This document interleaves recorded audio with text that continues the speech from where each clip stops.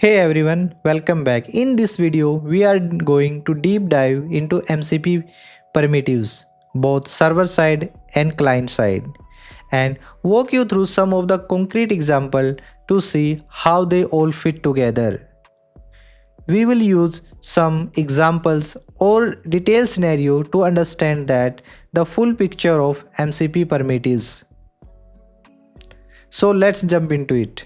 So MCP primitives, there are the two types of MCP primitive, MCP client and MCP servers.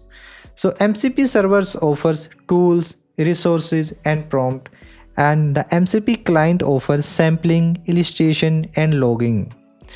So let's discuss one by one. First, server side primitives, we have tools.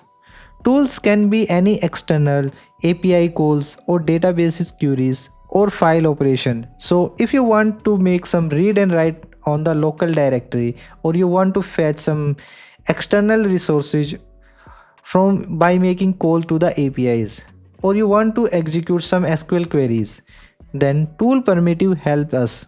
So when a client or MCP host need to execute some API calls, then the client create a one-on-one connection with MCP server. Then MCP server calls the respective tools to return the respective response to the client. So this is the most important concept, and we use 99% of the cases only MCP tools.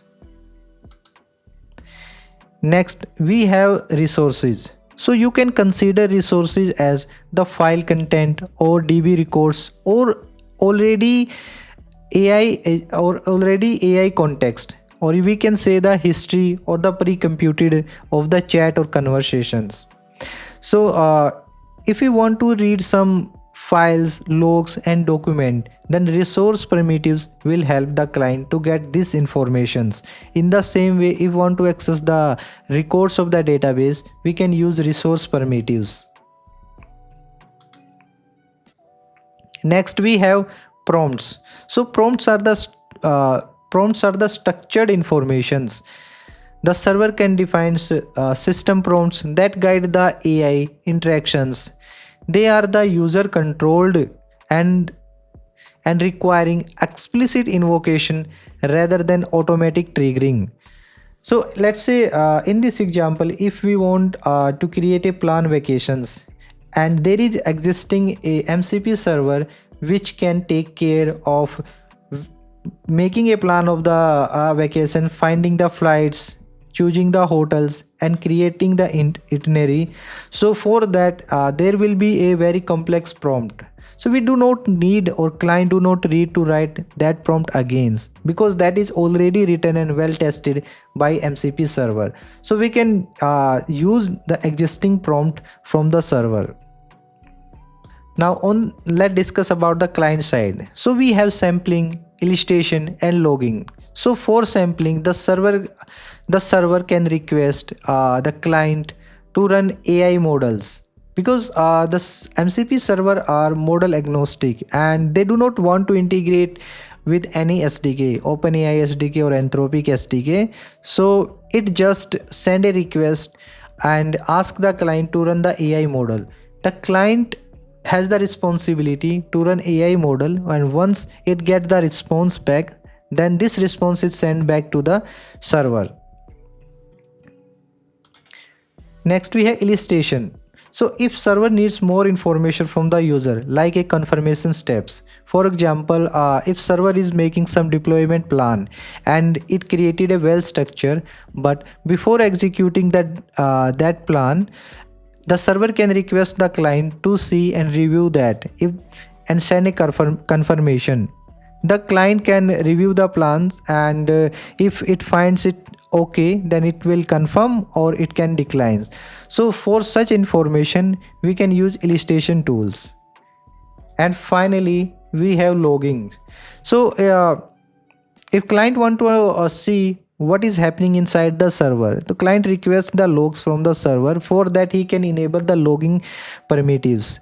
So by using this, client get all the execution logs, troubleshooting log, and monitor it and analyze that. So these are the two kind of the client server primitives. So but in the production, or mostly in 99% of the cases, we use only tools. I didn't find much information or any use of other primitives.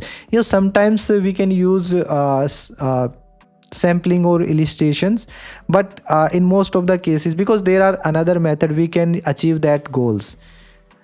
So all these primitive keep together the system modular and flexibles. The server setup, the tools, resources, and prompts,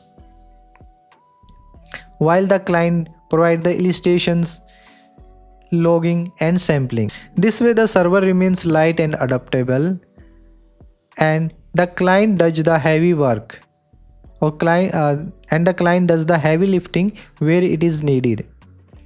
And that's the comprehensive look at MCP primitives.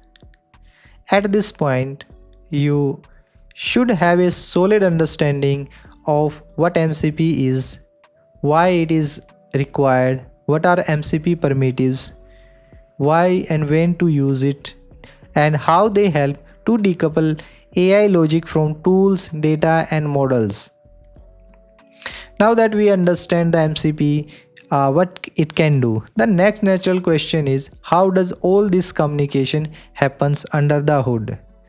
That brings us to the next video, where we will focus on how MCP message moves between host, client, and server. We will understand the MCP transport and what kind of the protocol it will use in greater detail. See you in the next video.